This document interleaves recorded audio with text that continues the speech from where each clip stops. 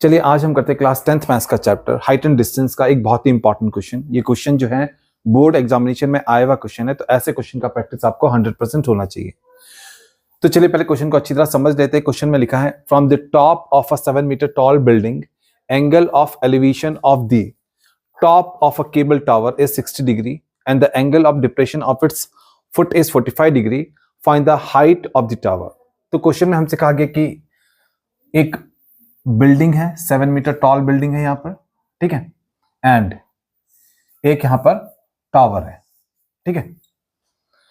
Question में हमसे कहा गया कि जब हम बिल्डिंग के जो 7 मीटर टॉल बिल्डिंग है, जब इसके टॉप से टावर के टॉप को देखते हैं तो जो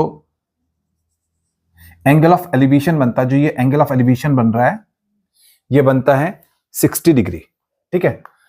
बिल्डिंग के टॉप से टावर के टॉप का जो एंगल ऑफ एलिवेशन बन रहा है वो बन रहा है यहां पर 60 डिग्री, एंड बिल्डिंग के टॉप से टावर के फुट का, बिल्डिंग के टॉप से टावर के फुट का जो एंगल ऑफ डिप्रेशन बन रहा है वो कितना बन रहा है, वो बन रहा है 30 डिग्री। हमने इस क्वेश्चन में जो ये टावर है इसकी हाइट को निकाल करके बताना है, ठीक है। तो चलिए मान लेते हैं कि जो बिल्डिंग है वो है AB एंड जो टावर है वो है CD एंड जो ये वाला पॉइंट है ये है E, ठीक है। अब देखिए यहां पर एक रेक्टेंगल बन रहा है, यहां पर एक रेक्टेंगल बन रहा है, ठीक है। इसलिए ये वाली साइड और ये वाली साइड आपस में इक्वल होगा। इस रेक्टेंगल के ये जो दो अपोजिट साइड है ये आपस में इक्वल होंगे, है ना। अगर ये 7 मीटर टॉल है तो ये भी 7 मीटर टॉल होगा, तो यहां से यहां तक ये कितना होगा, 7 मीटर टॉल, ठीक है। एंड अब देखिए यहां पर ये रेक्टेंगल है, यहां पर ये रेक्टेंगल है, एंड रेक्टेंगल में जो अपोजिट साइड्स होते हैं वो आपस में पैरेलल होते हैं, तो यहाँ ये दो पैरेलल लाइंस हैं। एंड जब भी हमारे पास में दो पैरेलल लाइंस होते हैं तो ये जेड वाला एंगल जब बनता है तो ये आपस में इक्वल होते हैं, यानी कि ये वाला जो एंगल है वो इस वाले एंगल के इक्वल होगा। ये ऑल्टरनेट इंटीरियर एंगल्स होते हैं, ये आपस में इक्वल होते हैं ना। तो अगर यहाँ पर 30 डिग्री का एंगल है तो यहाँ पर भी 30 डिग्री का एंगल हो गई होगा। हाँ, तो देखिए हमारा यहाँ पर डायग्राम कंप्लीट हो चुका है।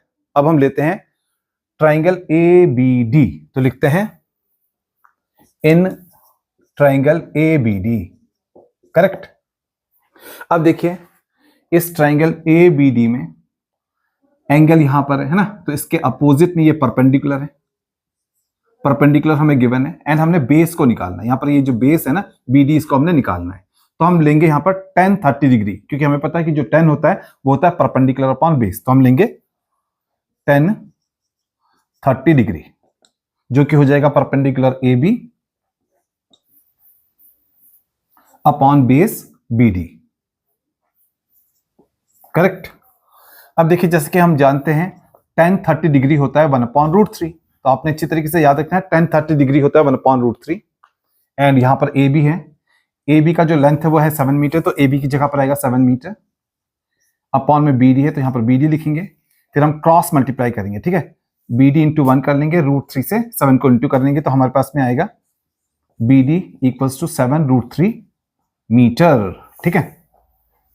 तो देखिए हमारे पास में BD का लेंथ आ गया 7√3 मीटर, करेक्ट। अब देखिए यहां पर ये रेक्टेंगल है ना, और ये अपोजिट साइड से तो आपस में इक्वल होंगे, तो जो AE है वो BD के इक्वल होगा, तो AE भी कितना होगा, 7√3 होगा। जो AE का लेंथ होगा वो भी कितना होगा, 7√3 मीटर। तो हम लिखेंगे कि जो BD है, ठीक है, जो BD है उसके इक्वल है AE, ठीक है। BD का लेंथ है 7√3, तो AE का लेंथ भी हो जाएगा 7√3 मीटर, ठीक है। अब देखिए हमारे पास में AE का लेंथ आ गया 7√3 मीटर। अब हम इस ट्राइंगल पर चलते हैं, ये जो राइट ट्राइंगल है इस पर चलेंगे। पहले ये वाला राइट ट्राइंगल हमने लिया था, ठीक है, तो यहां पर लिख लेते हैं इन राइट ट्राइंगल ABD। यहां पर भी हमने राइट ट्राइंगल लिया था, यहां पर भी हम इस राइट ट्राइंगल को लेंगे, तो लिखते हैं इन राइट ट्राइंगल AEC, हम इस राइट ट्राइंगल को ले रहे हैं, ठीक है।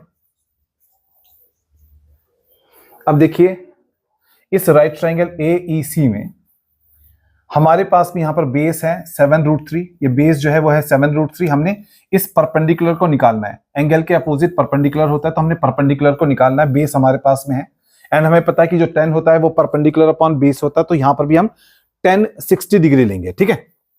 यहां पर एंगल 60 डिग्री का है तो हम लेंगे tan 60 डिग्री, जो कि हो जाएगा परपेंडिकुलर सीई अपॉन बेस एई, ठीक है।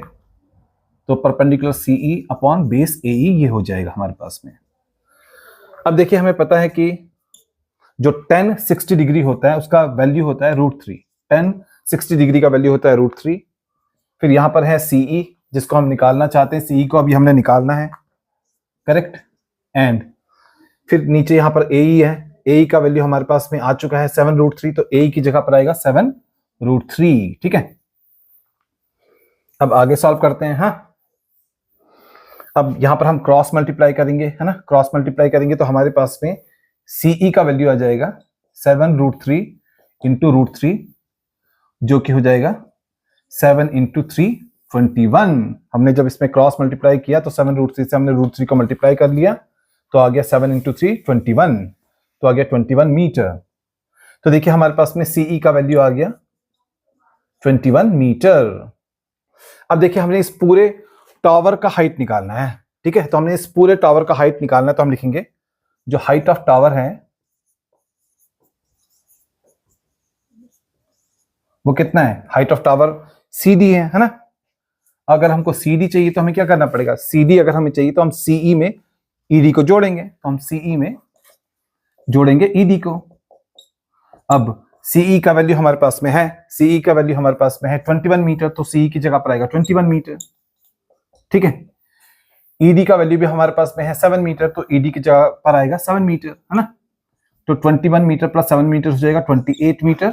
तो हमारे पास में हाइट ऑफ टावर, जो ये टावर है इसका हाइट आ गया 28 मीटर। तो यहां पर हमने height of tower find out कर लिया, तो ये आ गया हमारे इस क्वेश्चन का फाइनल आंसर।